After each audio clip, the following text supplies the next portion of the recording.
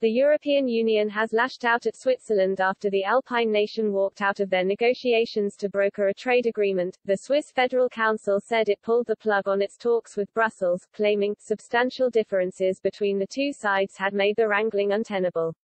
Brussels hinted at almost instant retaliation, suggesting there would be inevitable deterioration in their cooperation. In a fiery statement, the European Commission said, "We regret this decision, given the progress that has been made over the last years to make the Institutional Framework Agreement a reality. The EU-Swiss Institutional Framework Agreement was intended as the foundation to enhance and develop EU-Swiss bilateral relations for the future.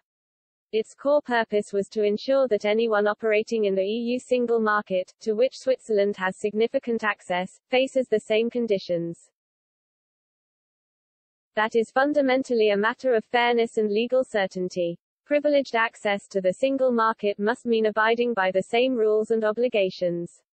This is why, back in 2019, the EU insisted that this agreement was so essential for the conclusion of possible future agreements regarding Swiss further participation to the single market, and also an essential element for deciding upon further progress towards mutually beneficial market access.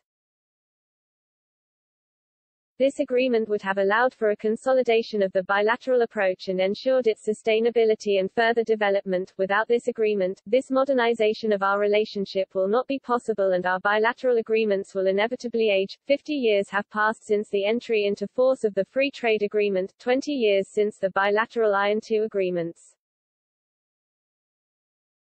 Already today, they are not up to speed for what the EU and Swiss relationship should and could be. Bern and Brussels had been working on a special framework agreement to enhance their relationship.